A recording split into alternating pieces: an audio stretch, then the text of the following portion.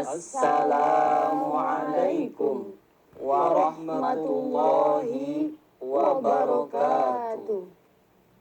Alhamdulillahilladzi anzalal Qur'an hudalin nasi wa bayyinatin minal huda wal furqan. Assalatu wassalamu ala khairil insan wa ala alihi wa sahbihi ila yaumil bayan. Amma ba'd.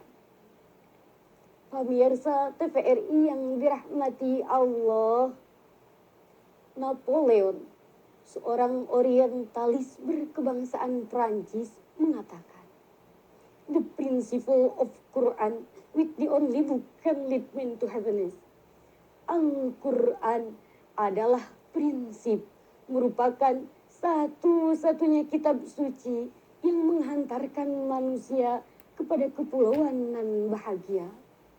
Ungkapan tersebut, pemirsa, mengisyaratkan kepada kita bahwa Al-Quran laksana lampu penerang hati dalam menembus liku-liku perjuangan yang panjang membentang.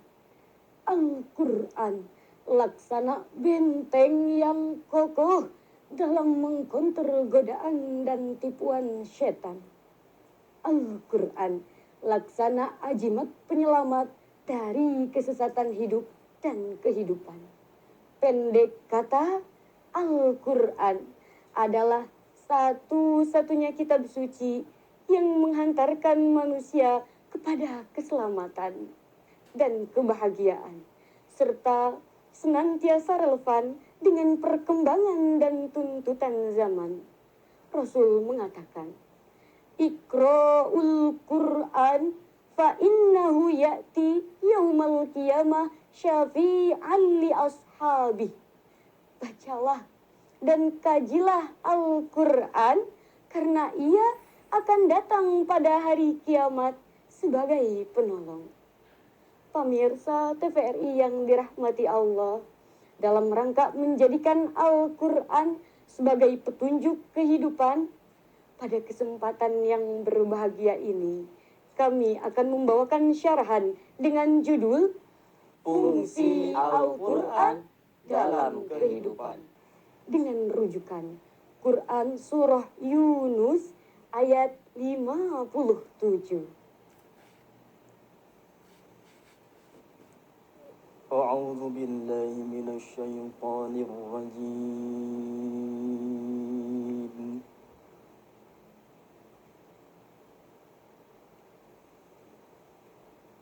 Bismillahirrahmanirrahim.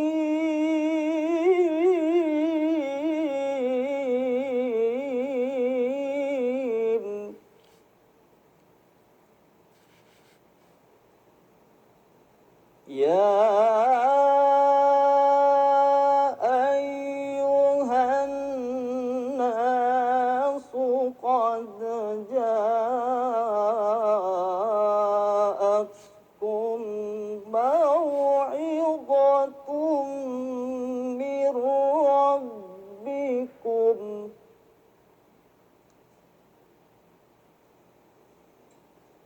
qad ja'atkum maw'idhatum mir rabbikum wa shifaa'un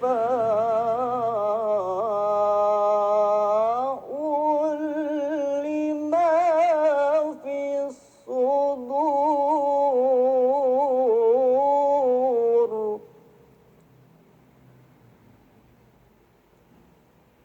wa hudaw wa rahmatul lil mu'minin.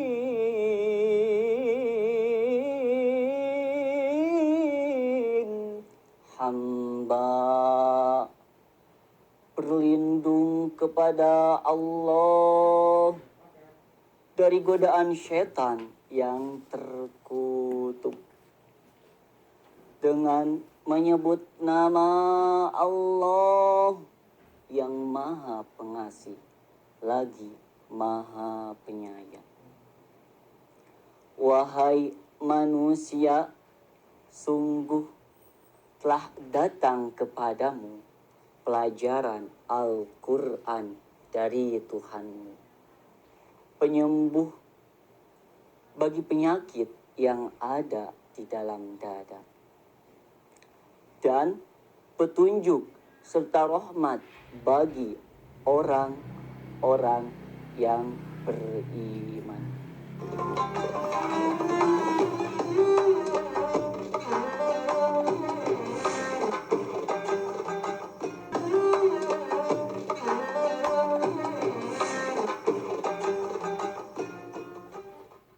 Pemirsa TVRI yang dirahmati Allah, ayat tadi dalam ilmu balaghah termasuk kalam khobari nau'in kari yang menginformasikan sekaligus menegaskan kepada kita bahwa sungguh telah datang kepada manusia Al-Quran sebagai petunjuk kepada jalan yang lurus dan mengeluarkan manusia dari kegelapan.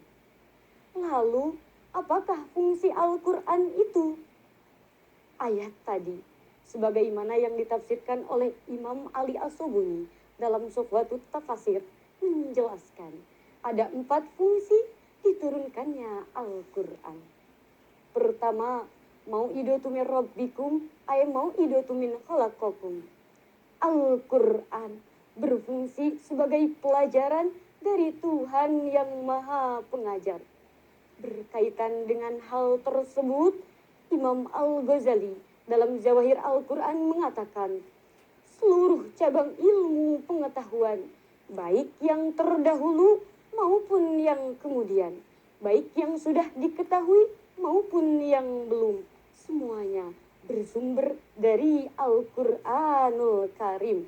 Sebagai bukti, bukankah karena Al-Quran diturunkan dengan menggunakan bahasa Arab telah mendorong lahirnya ilmu tata bahasa yang kemudian kita kenal dengan ilmu nahwu dan shorof?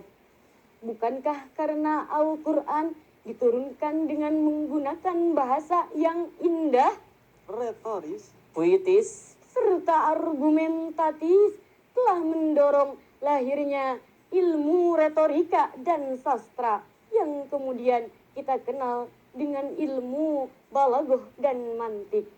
Bukankah karena kita diperintahkan untuk membaca Al-Quran dengan baik dan benar telah mendorong lahirnya ilmu qiraat yang kemudian kita kenal dengan ilmu tajwid?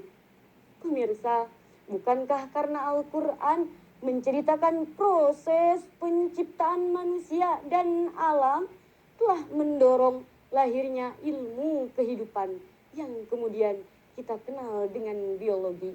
Bahkan, bukankah karena Al-Quran menceritakan seluk-beluk masyarakat terdahulu telah mendorong lahirnya ilmu kemasyarakatan yang kemudian kita kenal dengan sosiologi? Pemirsa, dengan demikian seluruh ilmu pengetahuan semuanya bersumber dari Al-Quranul Karim. Kedua, syifa'u lima fis sudur ay yashfi ma fiha minasyirki wasyakki wal jahl.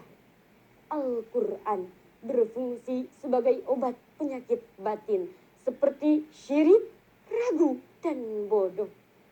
Kenapa ayat tadi menjelaskan Al-Quran sebagai obat penyakit batin, bukan penyakit zohir?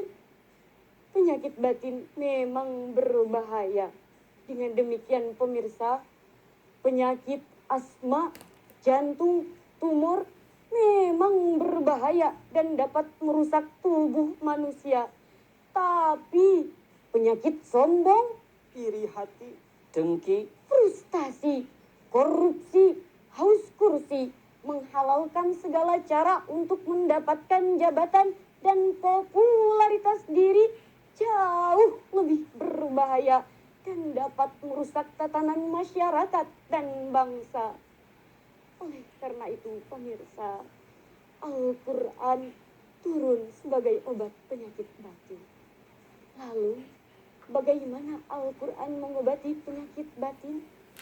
Al-Quran turun dengan memberikan perintah dan larangan, janji dan ancaman. Al-Quran memerintahkan manusia untuk mentaati dan mengamalkannya. Insya Allah, apabila kita mentaati dan mengamalkan ajarannya, seluruh penyakit batin yang ada di dalam diri kita akan terkikis habis. Apalagi jika disempurnakan dengan obat hati dari opik.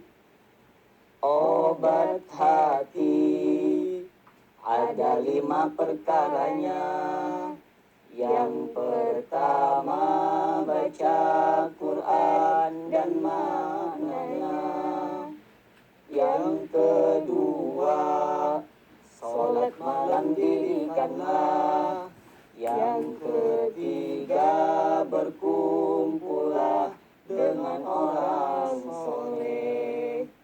Yang keempat, perbanyaklah berpuasa. Yang kelima, zikir malam perpanjanglah. Dengan demikian pemirsa, pantas kalau Abu Fida Muhammad Izzat dalam bukunya Al-Isnaf Sakabil Quran mengatakan, Al-Quran adalah obat yang paling sempurna bagi segala penyakit, baik penyakit zohir maupun penyakit batin. Ketiga, huda hidayatun minat dolal. Al-Quran berfungsi sebagai petunjuk bagi manusia dari kesesatan. Pemirsa TVRI yang dirahmati Allah, hal tersebut sejalan dan sejalin dengan penegasan Allah dalam Quran surah Al-Isra ayat 9. Inna hadzal Qur'ana yahdi lillati hiya aqwam. Yahdi lillati hiya aqwam wa yubashshirul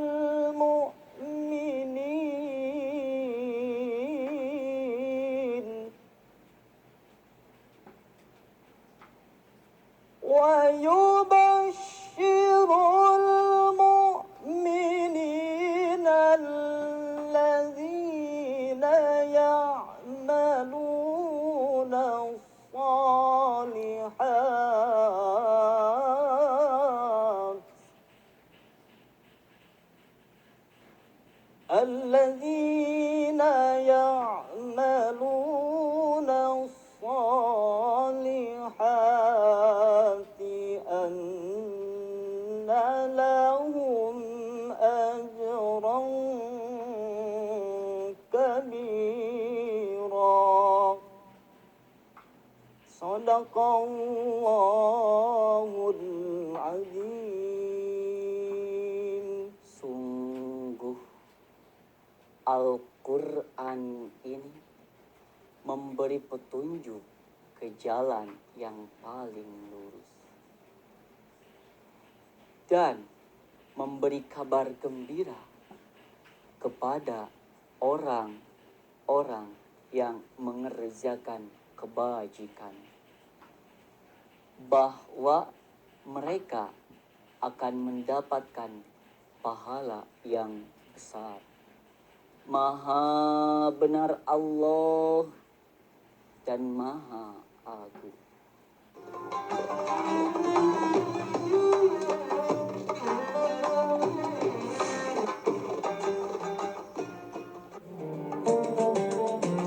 Sebuah program siraman rohani yang membuka hati.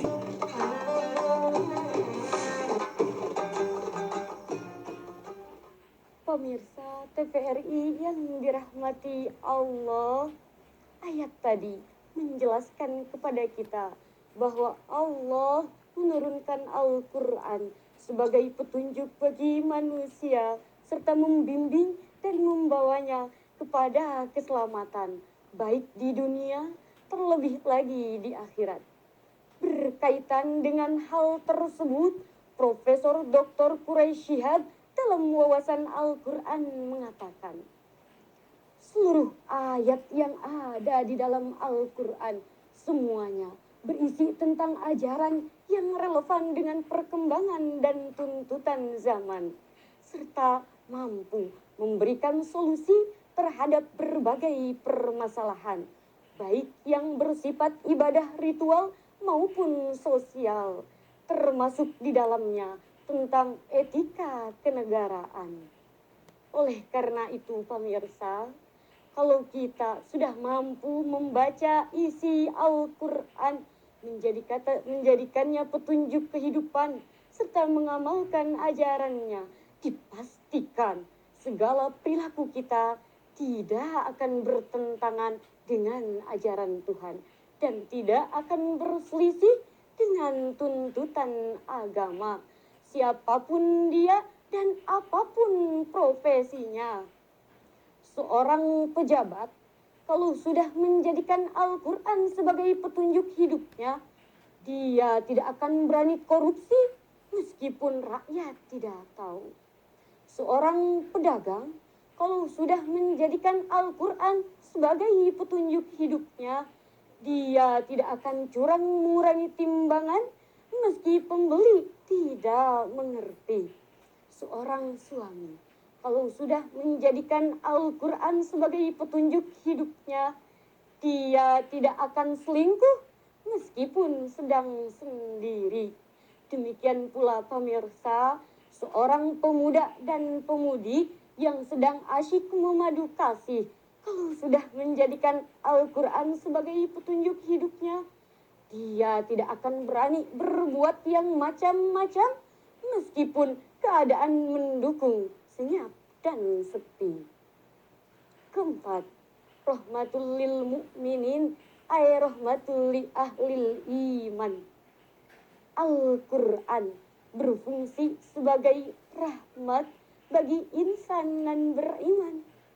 Artinya, kalau kita sudah mampu membaca isi Al-Quran, memahaminya, serta mengamalkan ajarannya, maka ia akan memberikan ketenangan pada diri kita, serta kita akan jauh dari rasa resah dan gelisah, serta mampu menghadapi berbagai problematika hidup dan kehidupan, serta mengantarkan kita kepada kebahagiaan, baik di dunia, terlebih lagi di akhirat.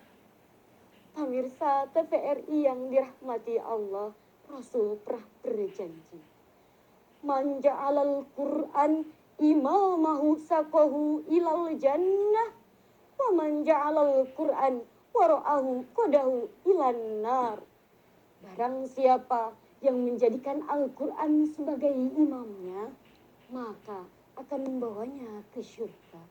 Tapi sebaliknya, barang siapa yang menjadikan Al-Quran sebagai makmumnya, maka akan membawanya ke jurang api neraka.